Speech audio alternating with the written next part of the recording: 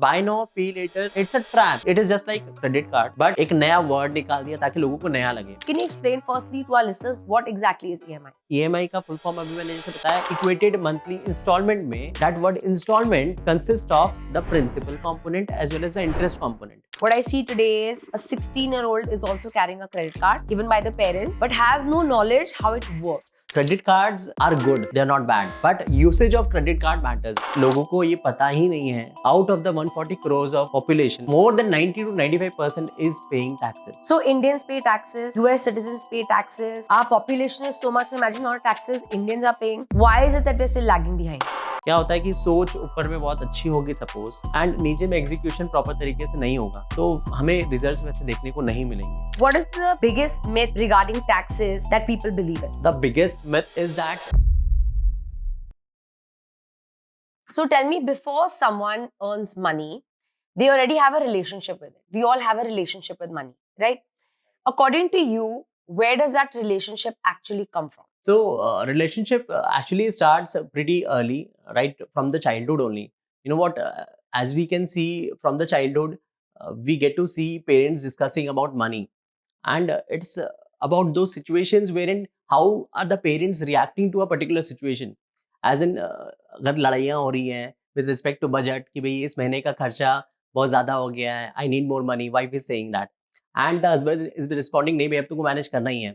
So ultimately, the kind of quarrels the child is seeing, he tends to develop that mindset within himself or herself, right, over a period of time. Towards money. Exactly, towards money.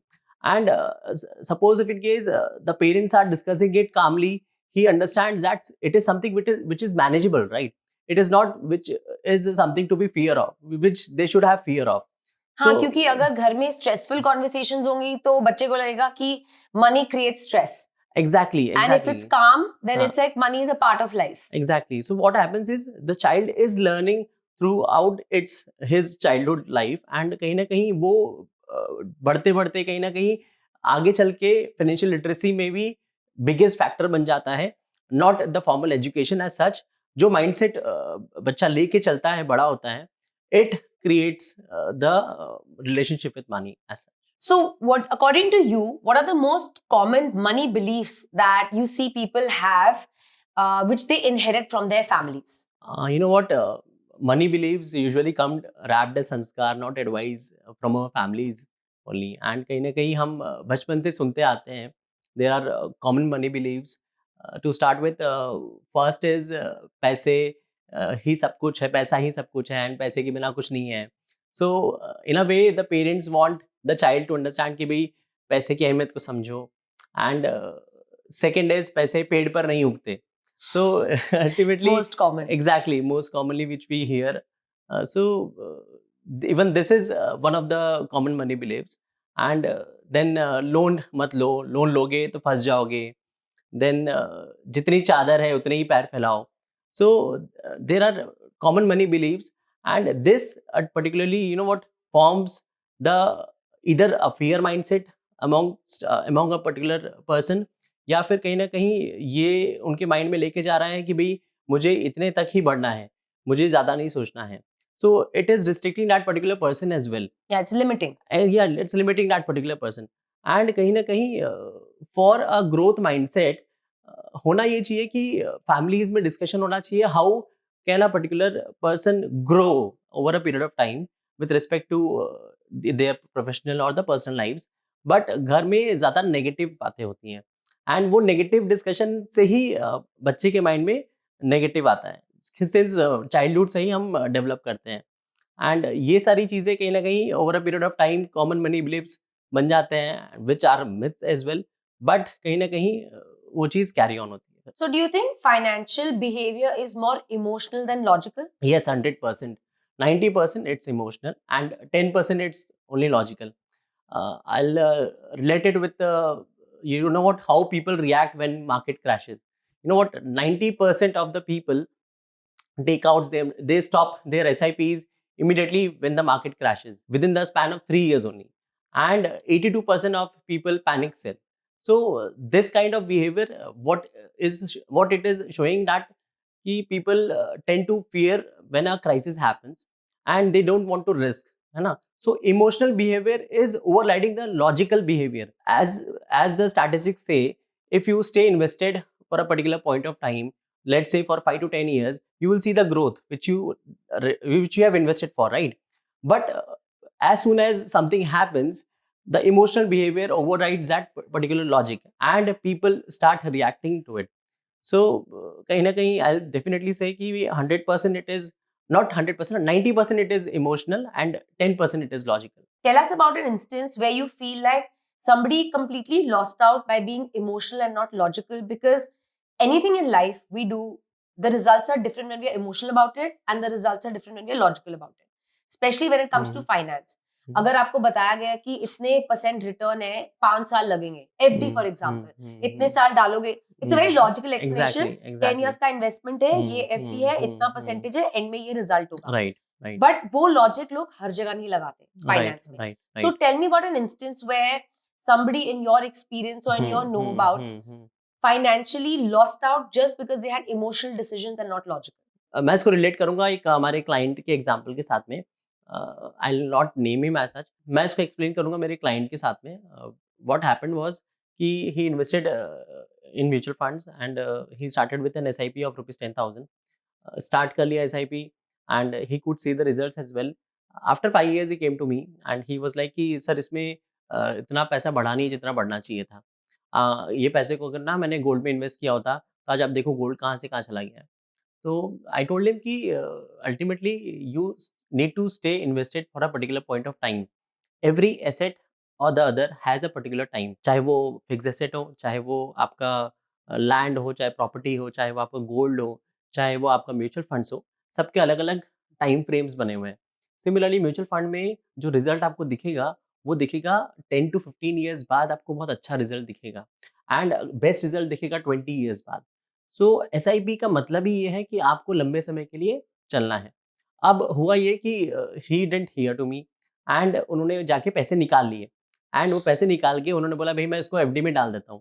So ultimately लोगों की understanding ये है कि उनको पैसा सामने दिखना चाहिए एंड बढ़ते हुए दिखना चाहिए, भले वो एफडी में ही क्यों ना हो. बट अगर वो म्यूचुअल फंड्स में ही कंटिन्यू करते हैं तो आज उनका पैसा, suppose if in case today is the 10th year, तो उनका पैसा डेफिनेटली डबल तो होता ही. And after 20 years, I would say it would have been more than 10 to 15 times. But he pulled out too soon. हाँ, he pulled out too soon because कहीं ना कहीं वो एक पैनिक होता है, वो एक अपॉर्चुनिटी कॉस्ट. उनको लगता है कि भाई मैं दूसरी जगह इन्वेस्ट करूंगा तो मेरा पैसा और जल्दी बढ़ेगा, मैं अभी गलत जगह चल रहा हूँ. So like we were discussing that these are emotional decisions, not logical. हम किसी भी फाइनेंशियल एक्सपर्ट के पास आते हैं कि logically what is to be done that we all grow financially, लेकिन बीच में अगर इमोशंस आ जाए या चाइल्डहुड कंडीशनिंग है, ज्यादा रिस्क मत लेना, किसी और की मत सुनना, अपना देखो आपको क्या समझ आ रहा है, यू नो पैसा नहीं बढ़ रहा तो फटाफट भागो वहां से, ज्यादा टाइम वेस्ट मत करो. तो डिपेंड्स की कंडीशनिंग क्या है, बिलीफ सिस्टम क्या है, and I think that changes the way we behave financially. And no matter what kind of an expert you get, sometimes you don't land up benefiting क्योंकि आपको ट्रस्ट भी नहीं है. Exactly. No, it's not about trust with CAs as such. You know what? लोगों का CA के ऊपर बहुत ट्रस्ट होता है. You must have scene even Aamir Khan speaking about कि कहीं ना कहीं सीए के ऊपर वो कितना ट्रस्ट रखते हैं. He is not aware about his finances as such, क्योंकि वो सीए पे इतना ट्रस्ट करते हैं. तो it's not about trust as such, it's about other people advising them कि भाई तुमने कहाँ इन्वेस्ट कर रखा है. इन क्या होता है, 4 लोगों की महफिल जमती है एंड वो बोलते हैं कि भाई मैंने ना गोल्ड में इन्वेस्ट किया तो इतना बढ़ गया, तूने कहाँ इन्वेस्ट किया. And that particular person is like भाई मैंने म्यूचुअल फंड्स में डाला है. एंड फिर वो उस समय अपना स्टैट्स खोलेंगे, बोलेंगे भाई मेरा पैसा इतना बड़ा है, एंड वो कंपैरिजन करेंगे दूसरे के साथ में, मेरा तो देख तेरे से ज़्यादा बड़ा है भाई, तो कहाँ इन्वेस्ट कर रखा है. So ultimately what happens is when comparison comes, तो लोगों का कहीं ना कहीं माइंडसेट फिर शफल होता है एंड फिर उनको लगता है कि नहीं भैया मैं CA is advising rightly, but मेरे फ्रेंड्स भी तो कर रहे हैं ना, तो मुझे यहाँ जाना चाहिए ना कि वहाँ. और उस समय में डिसीजन के कारण कहीं ना कहीं they switch. So let's talk about the safety myth. Why do people cling to safe financial choices even when those choices quietly limit their lives? इसके लिए मैं ये कहना चाहूँगा कि कहीं ना कहीं बचपन से हमें ये सिखाया जाता है कि भाई आप पैसे अगर गलत जगह इन्वेस्ट कर दोगे तो आपका पैसा डूब जाएगा, है ना. इसलिए फिक्स डिपॉजिट सही है, इसलिए कहीं ना कहीं गोल्ड में इन्वेस्टमेंट सही है, इसलिए या तो प्रॉपर्टी में इन्वेस्टमेंट सही है. तो कहीं ना कहीं माइंडसेट डेवलप बचपन से ही हो जाता है पर्टिकुलर पर्सन का, एंड वो माइंडसेट ही कैरी ऑन होता है आगे चल के। इसमें मैं और ऐड करना चाहूँगा कि भई कहीं न कहीं ये भी होता है कि भई अब उन्होंने इन्वेस्टमेंट कर लिया, तो they come in the good books of parents as well, क्योंकि पेरेंट्स ने एडवाइस किया कि भई आप ये इन्वेस्ट करो एंड वो कर दिया। यू वोंट इमेजिन कि भई 80% of money guidance comes from parents in India, right? So कहीं न कहीं लोगों को ये लगता है कि भई पापा ने कहा मुझे ये करना है तो ये कर दिया मैंने। अब वो they are self assured, they are assured कि भई कहीं न कहीं सही है मेरा इन्वेस्टमेंट एंड मुझे ये सोचने की ज़रूरत नहीं है इसमें। अब हो क्या रहा है कि वो इन्वेस्टमेंट किया जा सकता था अदर अल्टरनेटिव एवेन्यूज़ में, like mutual funds, like cryptos, like gold, like silver, and there are N number of assets जिसमें इन्वेस्टमेंट किया जा सकता है। बट होता ये है कि वो जो मनी गाइडेंस ऊपर से फ्लो हो रहा है and that is restricting that particular person कि भाई मुझे और इन्वेस्टमेंट कहीं दूसरी जगह नहीं करना है, क्योंकि सेफ्टी मुझे इसी में दिख रही है। I don't want to take risk, अगर मैं गलत हो गया तो क्या? तो वो एक जो फियर होता है माइंड में, तो कहीं ना कहीं it restrict a particular person कि भाई मुझे दूसरी जगह नहीं जाना, दिमाग नहीं लगाना है, यही इन्वेस्ट करना है। According to you, where is the high appetite for risks? Is it in a particular age bracket? Is it in a particular region of India? Where do you think is the highest appetite for risks financially? Highest appetite for risk, I would say it is in mostly tier 1 cities as such. You know what? क्योंकि कहीं न कहीं वहाँ exposure ज़्यादा मिलता है। You Liberal tend to, thinking. हाँ, exactly literal thinking. सो कहीं न कहीं टियर 1 सिटीज़ में एपेटाइट ज़्यादा होता है for risk taking as such. However what I have seen is जो पढ़े-लिखे नहीं होते हैं, मतलब I should not use this word, but कहीं न कहीं उनका रिस्क एपेटाइट बहुत होता है ना? I can see many people, many clients of mine जो सिर्फ 10th तक पढ़े हुए हैं, but the kind of risk which they are taking as on this day in their business is huge. So you can not just compare it like एक city में ज्यादा होगा या एज ग्रुप में ज्यादा होगा या एजुकेशन के कारण ज्यादा होगा। It is inherited with in the families values, I will say. जैसे बच्चे की अपब्रिंगिंग हो रही है, तो धीरे धीरे करके कहीं ना कहीं वो माइंडसेट वैसा डेवलप होता है। Can you explain, according to you, what is financial safety and why is it misunderstood and why is it important? Financial safety is often misunderstood as stability. You know what होता है कि भाई हम आज उस risk को देख रहे हैं और डेफिनेशन पुराना है ना। We are measuring today's risk with yesterday's definition. Yesterday's definition was कि भाई एक 9 to 5 जॉब लग जाए, गवर्नमेंट जॉब लग जाए एंड कहीं ना कहीं 9 to 5 वर्क करे आराम से, पीएफ आए, पेंशन आए एंड लाइफ सेट है। बट 20 से 30 साल पहले ये डेफिनेशन ठीक थी। Over a period of time we have seen कि भाई how the globalization has surged, है ना? How the technology and the AI thing is nowadays reshaping the entire world, right? So कहीं ना कहीं you need to evolve that particular definition, not with only respect to the job front, the security point of view, the safety point of view. आपको उसको evolve करना है। अब evolve कैसे करोगे? So ultimately you need to put in elements like, पहला तो है कि भाई आपका कहीं ना कहीं you need to have the skills upgradation done. होता ये है कि लोगों को सिर्फ ऐसा लगता है कि मेरे पास ये स्किल सेट है, मैं इसमें काम करूंगा एंड करते रहूंगा, कोई दिक्कत नहीं होगी।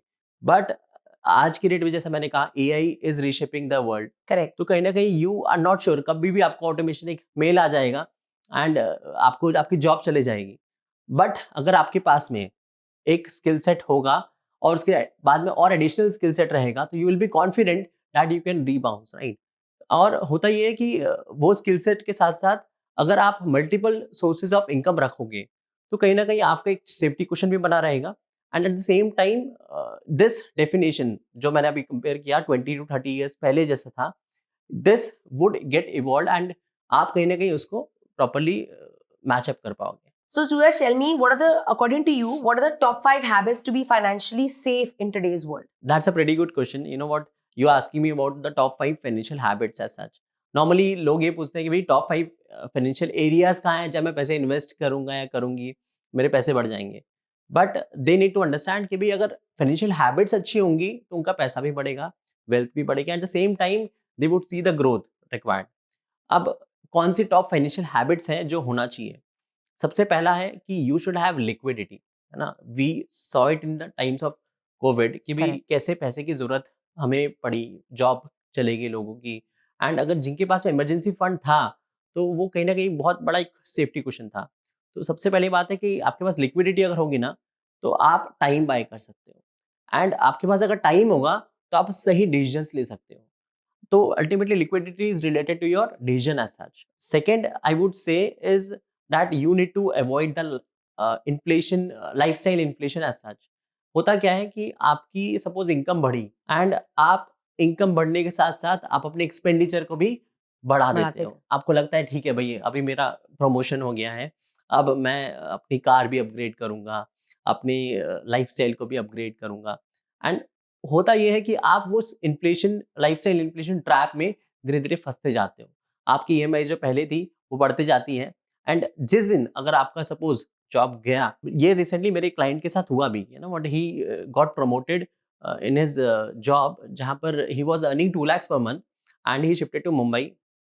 5 lakhs पर मंथ की अच्छी खासी जॉब लग गई। He was in IT sector and I am talking this in the year 2022 June I think.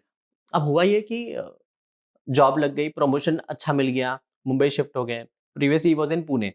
अब मुंबई में जॉब कर रहे हैं, अच्छी खासी इनकम है, लैविश लाइफ़स्टाइल अब जीना है क्योंकि इनकम डबल हो गई। अब हुआ ये कि AI came up in 2022 and suddenly he got a restructuring mail जहाँ पर कंपनी ने बोला, "अभी हमें ज़रूरत नहीं है आपकी एंड आपकी जॉब चलेगी।" अब उन्होंने क्या किया, घर भी खरीद लिया था मुंबई में, ईएमआईज़ बन गई, एंड अब आप सोचो जो 5 लाख की जॉब थी वो तुरंत चली गई। ईएमआईज़ ऑलरेडी है जो बन गई है नई। करेक्ट। तो कहीं न कहीं it adds on to that particular pressure कि भैया मैं उसको रीपे कैसे कर पाऊँगा? वो सब चीज तो बर्डन बन हाँ, गई। एग्ज़ैक्टली तो लाइफ़स्टाइल इन्फ्लेशन आपको अवॉइड करना है। So fourth point I would say is people don't review their money. Monthly reviews are very important, and it should be definitely done by each and everyone. Not every time you should be doing it, like not on day to day basis, but monthly it should be done, जिससे कि आपको पता रहे कि पैसा investment कहाँ किया हुआ है, सही है कि नहीं, मेरे खर्चे सही हो रहे हैं कि नहीं, एक बजटिंग प्रॉपर्ली बन रही है कि नहीं। तो रिव्यू आप करोगे तभी आप पैसे को ट्रैक कर पाओगे। Plus you see your graph of life. Exactly, exactly. And last but not the least, the fifth financial habit which one should have is you should not avoid the boring basics, है ना? तो ultimately basics क्या है कि भाई आपको invest सही time पे जल्दी करना है, आपको इंश्योरेंस लेना है, राइट? आपको ये देखना है कि भाई पैसे जो आपके इन्वेस्टमेंट किए हुए हैं उनका प्रॉपर्ली आप रिव्यू कर रहे हो कि नहीं। तो ultimately this this is quite basic, but आपको इसको अवॉइड नहीं करना है। Mostly financial intelligent people do avoid it, तो कहीं ना कहीं ऐसा नहीं करना है। आपने एक चीज बड़ी इंटरेस्टिंग मेंशन की कि जैसे जैसे लोगों के पैकेजेस बढ़ते हैं, सैलरीज बढ़ती हैं, उनका लाइफस्टाइल भी उसी हिसाब से they make it more lavish. So if somebody was on 2 lakhs like you mentioned and they moved up to a 5 lakh bracket, but they're not saving. So they are moving their lifestyle also up to a 5 lakh bracket. Right. Now, I'm not saying that's wrong or that's right, but I think what happens is, what I have noticed is people are spending more than they're earning. तो अगर आपका package 5 lakh का है, उनकी गाड़ी की EMI शायद 10 लाख की है, बट कैलकुलेशन आजकल मिसिंग है because everybody is watching social media, everybody is watching Exactly. What is happening in everybody else's life, जो बहुत क्यूरेटेड है, Right. रियलिस्टिक नहीं है. Everybody is trying to be somebody that they may or may not be. Right. हर कोई सोचे मैं financially वहां पहुंच जाऊं चाहे उनकी रियलिटी वो ना हो. Right. What is your advice to them? Advice to them would be कि don't fall into the inflation lifestyle trap, I would say. कहीं ना कहीं आपको प्रॉपरली रिव्यू करना है कि आप आज कहाँ हो, and if you can not review yourself then you should take help from financial advisers as such, right? So there are experts in each and every field, you can take advice from them. Particularly होता क्या है कि इंसान सोचता है कि भाई मैं जो कर रहा हूँ सही कर रहा हूँ, या तो जो 80% मैंने आपको बताया था कि इंडियन फैमिली से आता है कि भाई आपको क्या करना है, वही वो करते चलते हैं, एंड कहीं ना कहीं खर्चा उनका बढ़ रहा है तो उनको ऐसा लगता है कि भाई हाँ अब वो सही कर रहे हैं क्योंकि उनकी इनकम तो बढ़ी गई है। इनकम बढ़ने से खर्चे का बढ़ने का relation should not be proportionate, है ना? आपको जितनी ज़रूरत है आप उसका एक लिस्ट बनाओ। अगर आपकी इनकम बढ़ रही है, देखिए ultimately there is a need want section which everyone must have heard of कि भाई आपको क्या ज़रूरत है, आपकी क्या नीड है, एंड आपको कितना इन्वेस्टमेंट करना चाहिए। The it is, you know, it is a percentage, not a particular fixed figure as such. अगर आपकी इनकम सपोज 2 लाख से 5 लाख हो रही है और आपका खर्चा 2 लाख में सपोज 1 लाख था, है ना, 50% आपका खर्चा था, तो आपका खर्चा 5 लाख में भी 50% होना चाहिए, ना कि वो बढ़कर 3 to 4 लाख हो जाना चाहिए। अब Correct. होता क्या, नॉर्मली लोगों को लगता है भाई मेरी इनकम बढ़ गई है, और इनकम तो बढ़ेगी, they are under the presumption कि भाई मेरी इनकम अभी बढ़ी है तो आगे भी बढ़ेगी ही, ये घटेगी नहीं। एंड ये प्रिजम्पशन में कहीं ना कहीं उनसे गलतियां फिर ये होती हैं कि वो पहले जो 50% का एक्सपेंस था ना, वो बढ़कर 60 to 70% ऐसे ही हो जाता है। एंड दे फील अब मेरी आगे प्रमोशन तो होगी ना भाई, तो मैं मैनेज हो जाएगा, कोई दिक्कत नहीं होगी। एंड इस कारण से उनको दिक्कत होती है। So I give you one more example. मेरे ऑफिस में एक पर्सन है जो वर्क करती है, and she came to me and I asked her कि भाई क्या हुआ, तुमने प्रोफेशनल अपना जो कोर्स करना है सीए का उसमें एनरोल किया कि नहीं। She is a BCom student. तो शी वाज लाइक कि सर मैं करूँगी, उसको अगले साल करूँगी, अभी ना उसमें जो फीस लग रहा है ज़्यादा लग रहा है। फिर मैं बोला कि अच्छा ओके। फिर you know what, to my surprise the other day I saw OnePlus phone in her hand, and आज मैं देख रहा हूँ तो आईफोन है उसके हाथ में। सो आई आस्क्ड हर कि भाई आईफोन, फिर बोली सर ये मैंने ना अभी अभी कल ही लिया, ईएमआई पे लिया है। तो आई वाज रियली अमेज्ड। मैं उससे अभी पूछ रहा हूँ कि भाई आपने प्रोफेशनल कोर्स में अपग्रेड किया कि नहीं, आपने एनरोल किया कि नहीं। And she is giving me a reason कि डैड उसने उसको डेफर कर दिया 1 साल के लिए, बट अभी आईफोन के लिए उसके पास पैसे हैं, राइट? तो ईएमआई का वो ट्रैप जिसमें उसकी salary, you won't imagine, it is only 20,000 per month.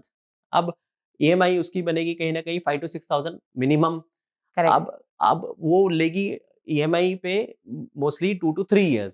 जब तक क्या होता है कि वो पैसा जो उन्होंने आईफोन का लिया है 1 लाख का, वो उनको पड़ेगा मोस्टली 1.5 to 2 lakhs। एंड वो कैलकुलेट ही नहीं कर रहे हैं।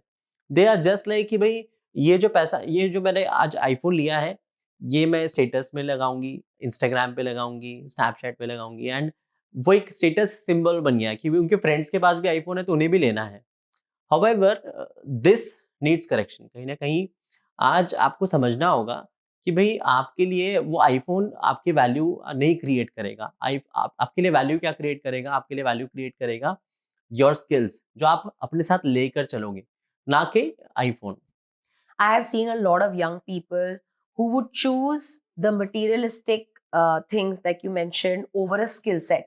तो वो कोर्स में एनरोल नहीं करेंगे, लेकिन वो जो चीज खरीदनी है वो जरूर खरीदेंगे, बिकॉज उनके लिए अभी सोशल स्टेटस में वो बहुत इंपॉर्टेंट है. Exactly. And I think, this is the awareness I do want to create from this episode for whoever's listening, that financial literacy is so important, because unfortunately हमें schools में भी नहीं सिखाया जाता है. Exactly. We are not taught that what does finance actually mean. कोई आगे जाके 12th के बाद फाइनेंस का कोर्स लेता है, बीए करता है या जो भी करता है, बीकॉम करता है, उसको जाके फाइनेंस में एजुकेशन मिलता है.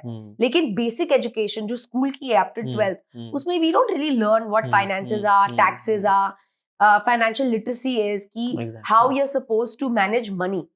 And because money is what makes the world go round, I think it is so important to learn what money is. Exactly. And for anyone who's listening, let's first explain to them what exactly is EMI. I think basic knowledge भी नहीं होती commonly available that what is EMI. लोग पढ़ते हैं कि अगर ये iPhone 1 lakh का है, EMI पे available है, pay 5,000 a month, for example, or 10,000 a month for the next 12 months. But people don't understand what is EMI. So can you explain firstly to our listeners what exactly is EMI? So EMI, put shortly, is equated monthly installments. That's the full form of it. अब लोगों को बताया क्या जाता है? लोगों को बताया जाता है कि भाई सपोज अब आईफोन का एग्जांपल अपन लेते हैं।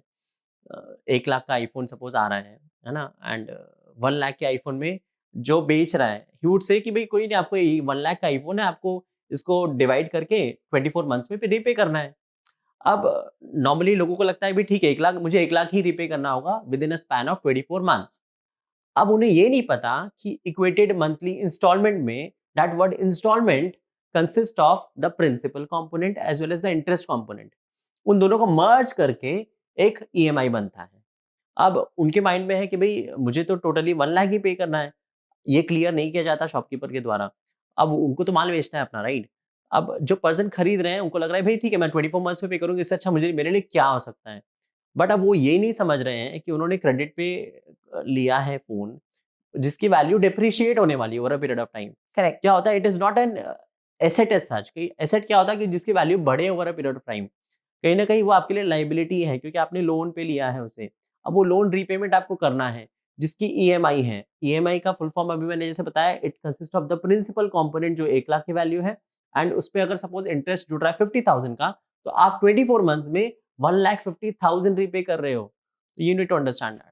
Also, I think it's so important to understand, and what you explained is 24 months में उस फोन की वैल्यू भी 1 लाख नहीं होगी, एग्जैक्टली। उस फोन की वैल्यू होगी 60,000। तो आप अभी भी 1,50,000 दे रहे हो किसी चीज के लिए जिसकी वैल्यू ही 60,000 है। So actually you are paying more than double.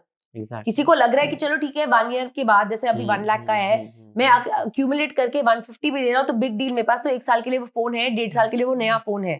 लेकिन 1.5 साल के बाद तो उस फोन की वैल्यू 60,000 है, तो आप तो 3 टाइम्स अमाउंट दे रहे हैं। By the time you are paying 180 60,000 के फोन के लिए। So I think what people are not understanding also is, जब आप किसी चीज पे ईएमआई लेते हो, यू मस्ट अंडरस्टैंड कि 1 ईयर बाद उस चीज की वैल्यू क्या रहेगी।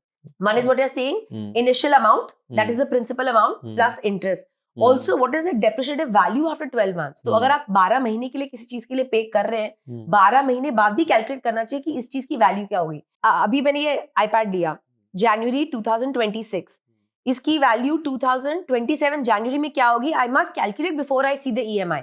वो भी we should take into account कि इसकी वैल्यू भी क्या रहेगी 12 मंथ्स बाद। एंड यही होता है कि ना नॉर्मली लोग को उस समय में क्या खुशी दे रहा है, क्या हैप्पीनेस मिल रही है उनको वो आईफोन लेने पर, they don't see this factors as such. उनको लगता है कि नहीं भाई मुझे आईफोन मिल जाए, बस आईफोन मेरे हाथ में आ जाए। And you know what, you even must have realised, कभी भी ना कोई चीज़ की जब क्रेविंग होती है, हमें कोई आईफोन लेना है या फिर कोई कैमरा लेना है या फिर कोई भी एक स्टेप लेना है जो हम सोच रहे हैं भाई मुझे लेना है, जैसे ही वो आपके हाथ में आएगा ना, आपको उसका लगेगा अरे बस यही था।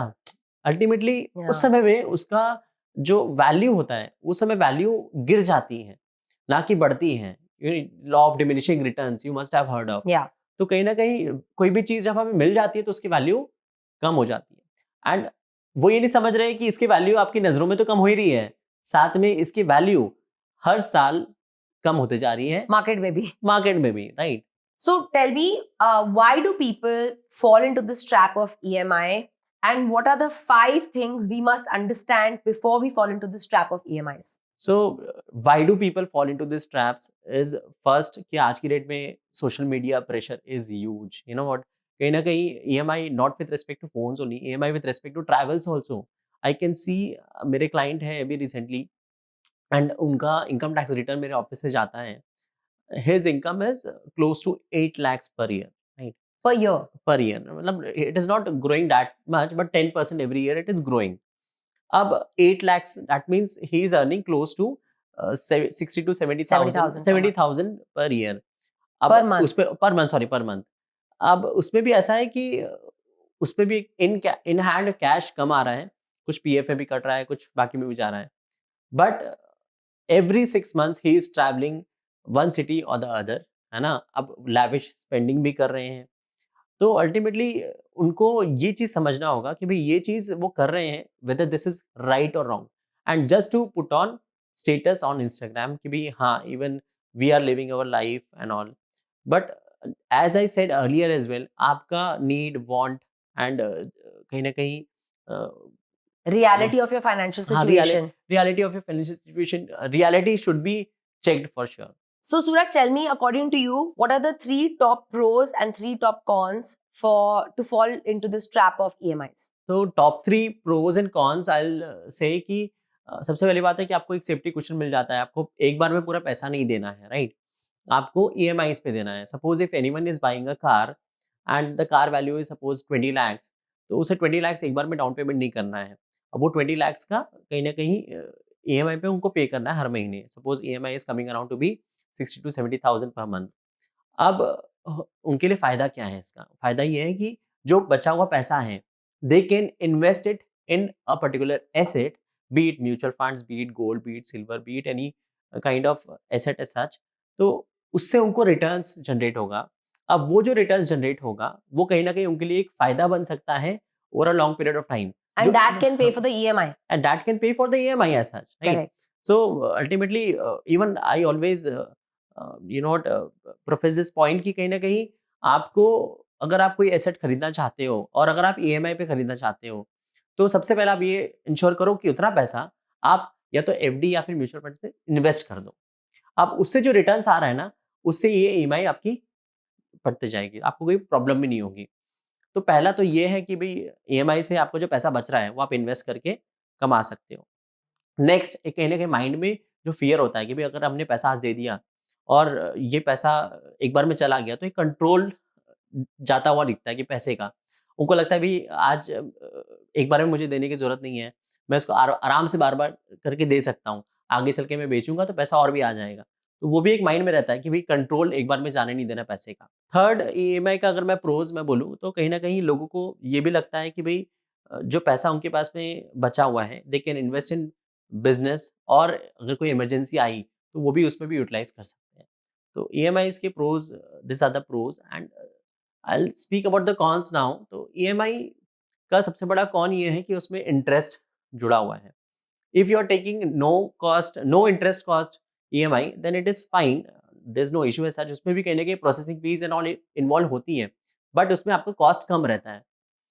बट अगर मैं पर्टिकुलरली बात करूँ हाई इंटरेस्ट बियरिंग लोन्स जिसमें ईएमआई पे जो डिवाइड होते हैं, तो उसमें क्या होता है कि उसमें आपका interest component becomes more than the principal component after a certain point of time. Correct. So this needs to be checked for. आप इंटरेस्ट उतना ही पे करें। अगर एग्जांपल में बात करूँ क्रेडिट कार्ड जिसे नॉर्मली यूज करते हैं लोग, है ना, क्रेडिट कार्ड में भी कहीं ना कहीं यू मस्ट हैव सीन कि टोटल एक आता है कि भाई total credit outstanding for this month and minimum dues which you need to pay. Correct. अब होता क्या, लोगों को ना वो मिनिमम ड्यूज दिखता है, उनको लगता है कि भाई हाँ मुझे ये मिनिमम ड्यूज पे करना है, मेरा काम बन जाएगा।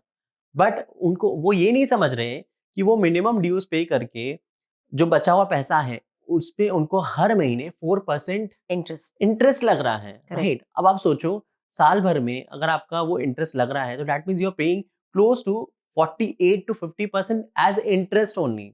अब उनके लिए उस समय सेफ्टी क्वेश्चन हो जाता है, उनको मिनिमम ड्यूज बनता है, इसलिए तो क्रेडिट कार्ड ऐसे चलते हैं।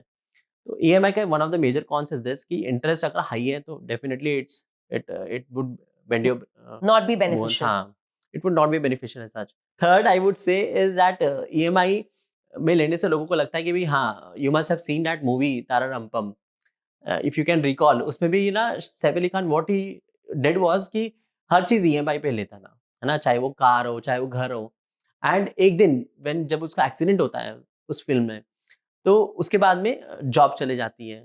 अब अचानक से इतनी सारी लाइबिलिटी खड़ी हो जाती है, फिर बाद में घर बेचने की नौबत आ जाती है ना, एवरीथिंग इज शैटर्ड, हाँ लॉस्ट, है ना। तो अब होता ये है कि लोगों को ईएमआई आज की डेट में सेफ्टी क्वेश्चन दिख रहा है, बट वो ये नहीं देख रहे कि आगे चलकर सपोज अगर कुछ गलत हो गया तब क्या हो सकता है। Who will pay for it? हाँ exact, who will pay for it. तो वो एक बैकअप द माइंड में backup is not there, so that is also a con. You know, what you said was stayed in my mind about credit cards. Hmm. And I think the culture of credit cards is increasing day by day. Right. I think 20 years ago, पूरे family में एक इंसान के पास credit card होता था. You know, maybe the grandfather, the father, one head of the family, that if we need something, एक credit card होता था. What I see today is a 16-year-old is also carrying a credit card given by the parents, but has no knowledge how it works. Yes. Can you explain to people how credit cards actually work? Because I think people still don't understand how it works. I'm sure people who are working are in finance, they know very well. But I would say the common person still misunderstands the use of credit card. I'll explain it very simply. Credit cards are good, they are not bad. But usage of credit card matters. होता ये है कि लोग credit card ले लेते हैं और total dues, minimum dues, statement date, ये सब उनको कुछ पता ही नहीं होता है और इसी कारण से they fall into that credit card trap as such. आपको ये समझना होगा क्रेडिट कार्ड में जो स्टेटमेंट रिफ्लेक्ट करता है उसमें एक डेट दिया जाता है कि भाई ये आपकी स्टेटमेंट डेट है and this is the payment date, है ना। स्टेटमेंट डेट क्या है, जब आपका क्रेडिट कार्ड बिल जनरेट हुआ। पेमेंट डेट है, इस डेट तक आपको पेमेंट कर देना है। उसके नीचे लिखा होता है total dues which is 50,000 rupees, है ना, से फॉर एग्जाम्पल। एंड उसके बाजू में लिखा होता है मिनिमम ड्यूज, वो लिखा होता है 5,000 रुपीज। अब कोई भी देखता है यार मिनिमम आज के एवरीवन इज लाइक कि मुझे तो मिनिमम ही पे करना है ना, टोटल क्यों मैं पे करूं, टोटल तो मैं बाद में भी पे कर सकता हूं। अब उस ट्रैप में वो 5,000 ही पे करते हैं एंड बचे हुए जो अमाउंट है उस पर इंटरेस्ट चढ़ते रहता है। अगर आपको क्रेडिट कार्ड वाइजली यूज करना है which even I do use and even smart people do use, and आपको बताऊं वो आपके लिए फ्री का पैसा है, बट उसको आप यूटिलाइज सही से नहीं कर रहे हो। आप रीपे करो the total amount every month. आपका जो भी आपने यूज किया ना उस क्रेडिट कार्ड को, हाँ, 50 इट्स लाइक डेज सेइंग आपने 50 कोई डेज भी का, चीज बोरो की, उसको हाँ पूरा रीपे कर दिया। एग्जैक्टली आपको 50 डेज का ओवरऑल एक क्रेडिट पीरियड मिलता है। जो स्टेटमेंट डेट होता है it is every month same. तो suppose my statement date is 1 December. अगर मैं कोई ट्रांजेक्शन सपोज 1 दिसंबर को कर रहा हूँ, तो वो मेरा नेक्स्ट स्टेटमेंट में आएगा, एंड वो कब आएगा, नेक्स्ट मंथ में आएगा। अब मेरे पास में 50 डेज का इफेक्टिव क्रेडिट पीरियड मुझे मिल जाता है, 45 टू 50 डेज। अब होता क्या है, नॉर्मली लोग एंड ऑफ द मंथ में करते हैं कार्ड स्वाइप, और उनको पेमेंट दिखती है तुरंत, एंड इसके कारण दे दे आर लाइक मैं मिनिमम ड्यूज पटा के छोड़ दूं। बट अगर आप टोटल ड्यूज पे करते हो, तो आपका सपोज 2 लाख का अगर लिमिट आपको मिला हुआ है, and if you are using it every month, तो आप 2 लाख को पूरा प्रॉपर्ली यूटिलाइज कर सकते हो without paying any interest to the bank. एक भी रुपए इंटरेस्ट नहीं लगेगा, सब्जेक्ट टू कि आपको हर महीने टोटल जो आपका ड्यूज है वो पूरा पे करना है, and adding on to this you get the cashbacks, the coupons with from the banks as such. वो भी आपके लिए एक एड ऑन बोनस है, तो you are earning from the bank as such. Tell me, you use the word financially intelligent people. So I believe in life, intelligent people also make mistakes. So I'm sure in the financial world, financially intelligent people also make mistakes. Yes. Can you tell me, why do financially intelligent people repeat bad money habits? I'll put it simply. The thing is that financially intelligent people think they know everything. And कहीं ना कहीं वो जब उनके mind में सोच रहे थे कि मुझे तो सब पता है, तो दे प्रोक्रेस्टिनेट थिंग्स। उनको लगता है मैं बाद में भी इसे कर सकता हूँ, मेरे लिए कोई बड़ी बात नहीं है। अब होता ये है कि जो मनी डिसीजंस होते हैं normally, they are taken at the time of a particular pressure as such. अब उस प्रेशर में आपका जो फाइनेंशियल इंटेलिजेंट जो क्वोशंट है दैट डजंट वर्क। उस समय आपके इमोशंस सामने आते हैं, और वो इमोशंस इतने ज्यादा होते हैं, तो they override the financial knowledge which you have. और उस समय काम आता है जो आपकी हैबिट्स आपने सही से डेवलप की हुई है over a period of time. जो आपकी सही गुड फाइनेंशियल हैबिट्स हैं, अगर वो इंटैक्ट हैं, तो you will come up with a very good decision. Otherwise होता यह है कि नॉर्मली गुड फाइनेंशियल हैबिट्स नहीं होती हैं, जिसके कारण उनको दिक्कत होती है। So since we are talking about EMIs and instant gratification, nowadays I also see this concept of buy now, pay later. Can you explain that a little bit? Yes definitely. Buy now pay later is just like कि भाई आप अभी खरीद लो credit पे, and आपको उसको बाद में रीपे करना है। बट लोगों के माइंड में नॉर्मली क्या होता है कि भाई मुझे आज ये फ्री में मिल रही हैं। उनको ऐसा लगता है भाई मैंने इसे खरीदा एंड मुझे इसके पैसे देने भी नहीं पड़े। बट होता ये है कि उस चक्कर में कहीं न कहीं जहाँ वो एक चीज़ ले रहे होते हैं, वो एक की जगह कहीं न कहीं 3 से 4 चीज़ ले लेते हैं। And over a period of time जब उनको पेमेंट करने वाली डेट आती है, तब समझ में आता है, अरे यार मैंने उस समय खरीदा था, मुझे इसको पे करना है। वो पे लेटर भूल जाते हैं। They are just like a buy now, It's a and that too trap. हाँ, it's a trap right. So ultimately it is just like credit card, but एक नया वर्ड निकाल दिया ताकि लोगों को नया लगे। लोगों को फिर ये लगता है भी मुझे आज पैसे तो देने नहीं पड़ रहे हैं, तो मैं जब बाद में पे कर दूँगा। जब बाद में पे करने की डेट आती है, तब उनको वो चीज़ पिंच करती है कि मैंने उस समय खरीदा था एंड मैंने क्यों खरीदा I था? think it's that concept of believing कि ये free है. I think हाँ, वो हाँ। mindset create किया गया है हुँ, coming from the fact of credit card, hmm. because exactly, initially क्या था, एग्ज़ैक्टली। credit card का हाँ, आप हाँ। ले लो, credit card पे हुँ। बाद में पे कर देना, हाँ, तो हाँ। अभी free है, अभी हाँ, आपको मिल रहा हाँ, है हाँ, easily. हाँ। I think that easy access is buy hmm, now, pay hmm. later, and I think हाँ, people tend to forget कि end में पे तो आपको ही करना है. हाँ, एग्ज़ैक्टली। Finances आपको ही handle करने हैं, आपके finances में से ही यस, कटेगा, yes, yes. and most likely more than the original amount, yes, yes. because interest is added to everything. Hmm, hmm, And I hmm, think this is the awareness we're trying to create here hmm, for a common person listening, to hmm, this podcast, that hmm. financial literacy is so important. Exactly. And unfortunately, we don't have access to it. Hmm. Like you said, most people just rely on their CA. हुँ, उनको खुद भी नहीं पता होता कि ये हुँ, क्यों कर रहे हैं और हुँ, क्यों करना चाहिए. हुँ, So another thing I feel where financial literacy is lacking is taxes. Hmm. So let's talk about taxes. Okay. Explain the word tax. Hmm, Firstly, why does it create or trigger fear? Hmm, What it actually means? Hmm. Why is it there in our lives? Tax word सुनते साथ आप normally 90% of people, आप उनसे बोलोगे कि भाई tax, तो they will be like क्या मुझे भरना पड़ेगा tax? And you know what, सबसे बड़ा फियर हमें देखने मिलता है टैक्स फाइलिंग सीजन में, जब when people come up for their income tax return filing, उस समय देयर नॉर्मल क्वेश्चन इज कि सर मुझे नोटिस तो नहीं आ जाएगा ना? तो एक जो फ़ियर बना हुआ है टैक्स के लिए, ये फ़ियर ऐसा नहीं है कि उनको कहीं न कहीं अलग से बताया गया है। This they have inherited from there families only. Families में जब बातें होती है, भई इतना टैक्स आ गया, इतना डिमांड पे करना है, और चाइल्डहुड से बच्चा सुन रहा है, एंड वो सुनते-सुनते कहीं न कहीं उनको ऐसा लगता है भई टैक्स इज़ समथिंग जो डरावनी है ना? उससे उनको डर Bad लगने thing. लग जाता है, बैड थिंग।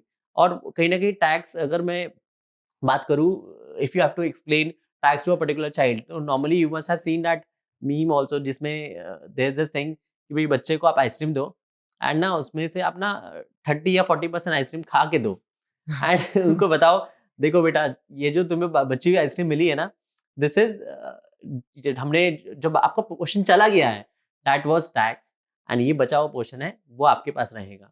तो उस समय बच्चा क्या सीख रहा है कि भाई टैक्स इज समथिंग जो हमारा डिडक्शन हो जाता है, जो पेनल्टी है, जो हमें पे करना है।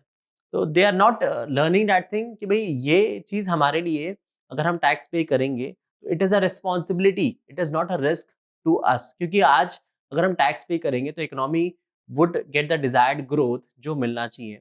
एंड इट इज़ लाइक कि टैक्स हमारे यहाँ ही नहीं है, there are countries like USA, like UK, है ना, which are superpowers, prominently I'll say USA, जो एक आज की डेट में बहुत बड़ा सुपर पावर है, but the kind of taxes they have, you know, it's huge. So, according to you, you're saying people treat tax compliance like punishment instead of understanding that is participation towards the country's growth. Yes. Can you explain the relationship between tax, authority, and system?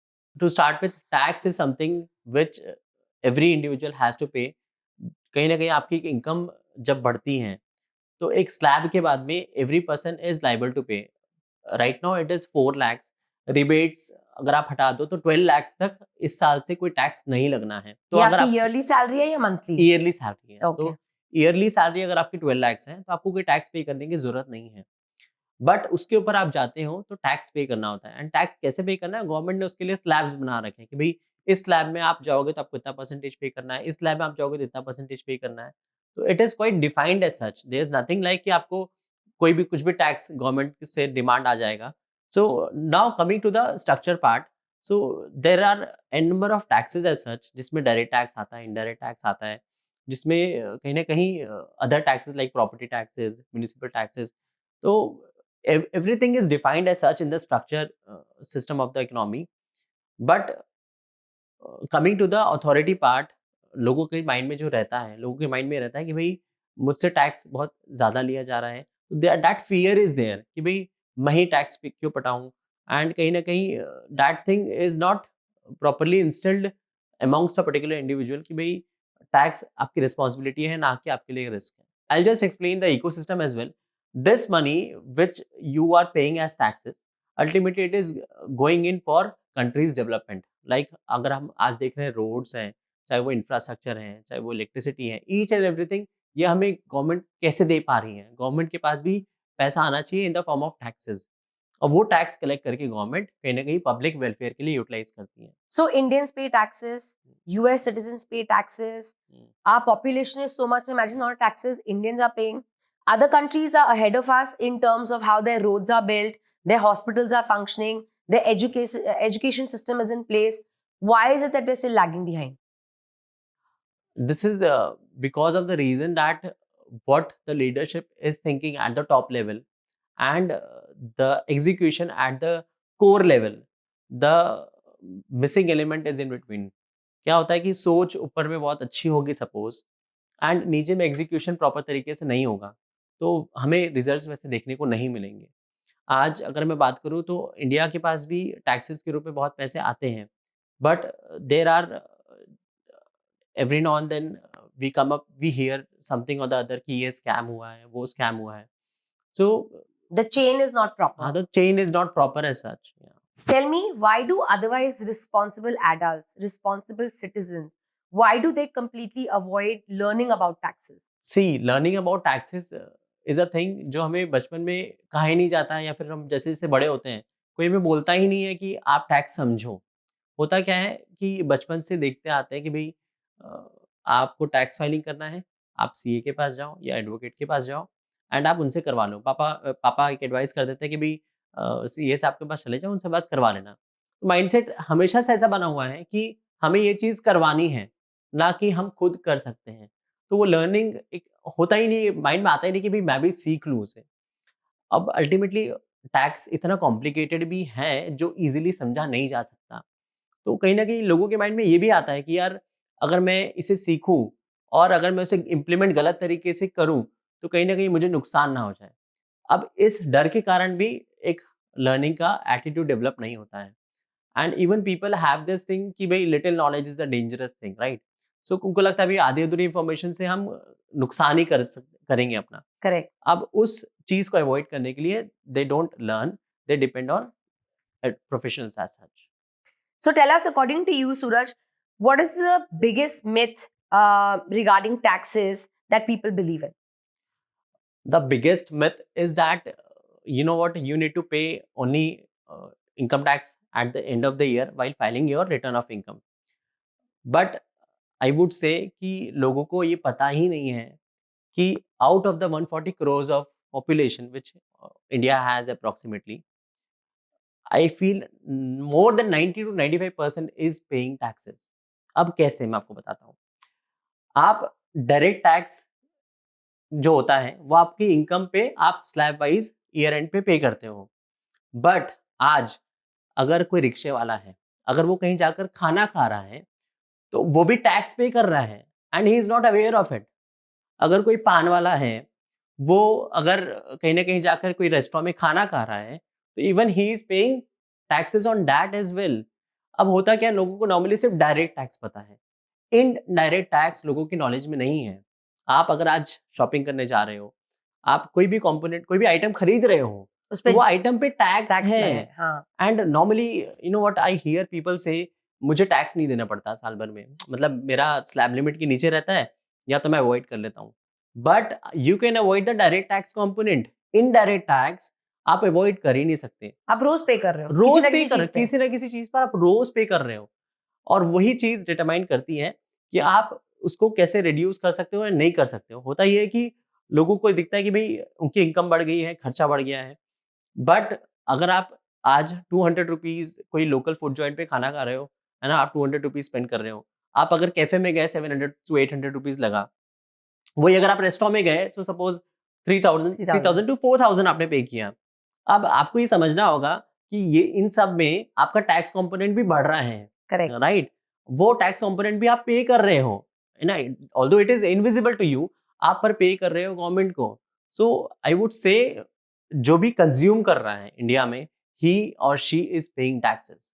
हाँ, हम TV भी देखते हैं, हम उसका भी monthly पे करते हैं, उसपे भी टैक्स लगता होगा। Exactly But nobody exactly, counts it. हाँ, We are not counting everyday things that we are paying for कि हम टैक्स पे कर रहे हैं, but राइट we are.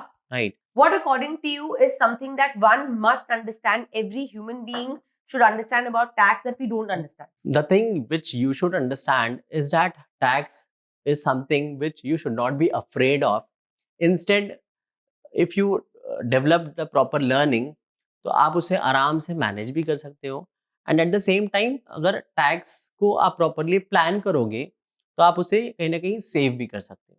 अब नॉर्मली होता क्या है, लोगों के माइंड में ऐसा है कि भाई टैक्स जितना मुझे बताया जा रहा है, या फिर जितना मुझे मेरे सैलरी से डिडक्ट हो रहा है, जो एचआर ने डिडक्ट करके दे दिया, भाई पैसा हर महीने जो आ रहा है, और उतना मुझे पे करना ही है।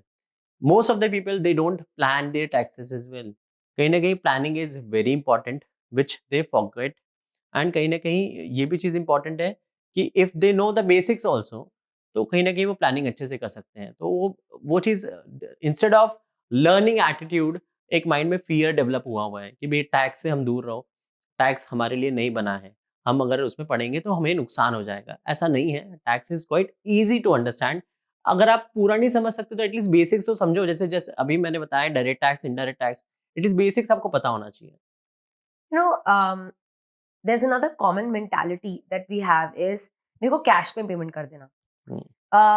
People who are educated will say, ma'am आप मेरे को सैलरी ना कैश में दे देना. I don't want to show anything in the books. What people don't understand is you are also refraining from showing your growth. अगर आज मैंने salary 25,000 की ऑन पेपर ली, 3 years down the line, I can go and say कि now from 35 I became 40 and now I'm looking for 50,000. लेकिन आपने 3 साल अगर वो कैश में सैलरी ली, आप 4th ईयर में दूसरी कंपनी में जाके क्या प्रूफ दोगे कि आपने ये सैलरी ली? How can you show your growth margin? I don't know why people don't understand this. Everyone is insistent on cash में payment करना. Can you explain this mentality a little bit? So that's a very good question as such. You know what, मेरे यहाँ भी जैसे office staff हैं, अगर peon की बात करूँ या फिर जो मेड आती हैं, दे ऑलवेज इंसिस्ट ऑन कि भाई उनको मंथली में कैश में ही सैलरी पे की जाए. एंड इसके पीछे one of the prime reasons which I think is that उनको पैसा पैसा हाथ में लेना बहुत अच्छा लगता है. क्या होता है, बैंक अकाउंट में जाएगा तो वो दे आर लाइक कि भाई बैंक से मेरा पैसा कोई निकाल तो नहीं लेगा, है ना, चला तो नहीं Fear. जाएगा. That fear is there. And कहीं ना कहीं उनको ऐसा लगता है मेरा पैसा हाथ में रहेगा ना, तो मेरा है. मैं मेरा पैसा है एंड मैं इसको जैसे यूटिलाइज करना चाहूँ मैं वैसे यूटिलाइज कर लूंगी. Although they are not understanding the fact कि अगर उनके बैंक में पैसा जाएगा तो अल्टीमेटली उनकी फाइल स्ट्रांग होगी. And Correct. कहीं ना कहीं जब अगर हमको बैंक लोन की जरूरत पड़ेगी आगे, तो वो दिखा सकते हैं कि भाई मुझे पैसा मिलता है, हर महीने मेरी सैलरी आती है. तो they don't need to prove as such. अगर आप आज कोई बैंक में जाओगे लोन के लिए, तो व्हाट दे सी इज कि एविडेंस उनको चाहिए, उनको ये दिखना चाहिए. अगर आपको सैलरी, अगर आप कहीं पर जॉब कर रहे हो, तो आपको हर महीने सैलरी मिल रही है कि नहीं मिल रही है. And how would you prove that? तो आपके बैंक में अगर पैसा आएगा तो आप उसको प्रूव कर सकते हो. Correct. बट अगर आपको इन हैंड सैलरी मिल रहा है, तो how would you justify to the bank कि भी मुझे पैसा इन हैंड सैलरी मिलती है इतनी. I've been bank working bank for so बोलेगा, many years. हाँ, बैंक वाला बोलेगा मैं कैसे मान लूं कि आपकी सैलरी 20,000 है, आपकी सैलरी 10,000 भी हो सकती है कैश में, राइट. बट बैंक में अगर आपको पैसा आएगा पूरा, तो 20,000 पूरा आएगा और वो आपके लिए बैंक लोन में भी हेल्पफुल रहेगा. अब people forget about this thing and कहीं ना उनको लगता है भी पैसा मुझे इंस्टेंट चाहिए, मुझे हाथ में चाहिए. एंड इस चक्कर में इनसे कहीं ना कहीं दे आर लाइक कि मुझे पैसा बैंक में मत दो, आप कैश में दो. Yeah, I think this mentality, is negative, and I think people don't understand it. I had somebody who was working with me many years ago, and I refused to give, cash payment because I had to show my own employees and XYZ. So ultimately, after 3 years, I applied for her visa and her passport. So I tried to explain to her that the socio-economic background that you come from, had you independently gone without these 3 years salary payments, you would have not got a passport or a visa. But see, now your file is so strong that you are applying for a UK visa, you're going to travel with me.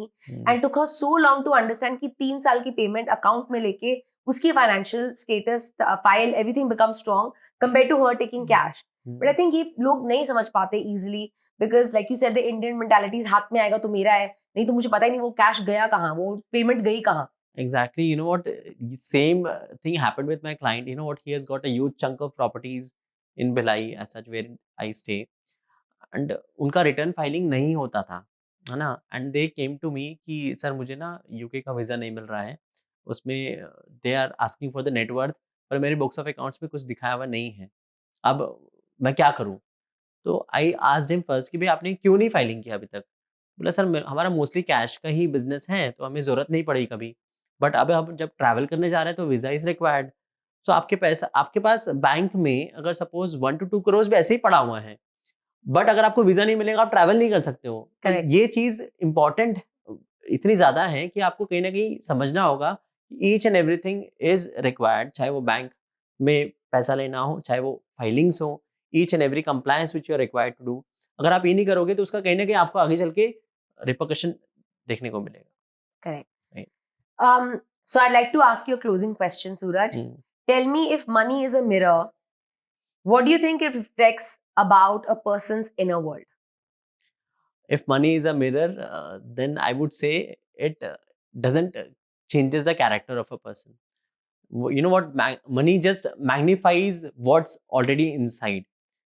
पैसा जब आपके पास में होता है, अगर वो कोई suppose काम पर्सन है ना, एंड सॉर्टेड है एज इन, तो वो उसके नेचर में दिखेगा. And at the same time अगर किसी का डिफेंसिव अप्रोच है विद रिस्पेक्ट टू मनी, तो वो भी देखने को मिलेगा आपको. एक अगर मैं बात कहूँ कि 2 लोग अगर हैं एंड दोनों को अगर आप सेम पैसा दे दो, है ना, and then you observe them over a period of time, you will see drastic difference, क्योंकि हर किसी का माइंडसेट अलग-अलग बना हुआ है और एक पर्सन अलग तरीके से रिएक्ट करेगा, दूसरा अलग तरीके से रिएक्ट करेगा. So ultimately money as a mirror, I would say it just magnifies what's already inside. Correct. I think that's so true. Hmm. Who we are ultimately shows um, very appropriately with the money that comes in. जो हमारी Exactly. basic nature है वो amplify हो जाती है Hmm. with the money coming in or money Right. going out. Right, There are right. people who are on the top and then they fall, but their basic nature, basic personality comes through, and it Right. gets magnified, like you very correctly said. Right. What is your final financial advice to everybody who's listening to this episode? My final advice would be that you should strive to achieve the best financial habits for yourself. क्या होगा कि अगर आपकी financial habits अच्छी होंगी तो ultimately result भी बहुत अच्छा मिलेगा, outcome would be very nice. Normally होता क्या है, लोग सिर्फ आखिरी एंड रिजल्ट को देखते हैं, they are not following the process as such. And अगर आपकी अच्छी फाइनेंशियल हैबिट्स होंगी तो आप रिजल्ट अच्छा मिलेगा आपको. Thank you, Suraj. It was a great pleasure having you. Yeah. We had an excellent conversation, and I hope हमारे जितने listeners हैं वो समझ पाएं जो हम आज we were trying to achieve today. Yeah. Thank you very much, Thank Ashna. you.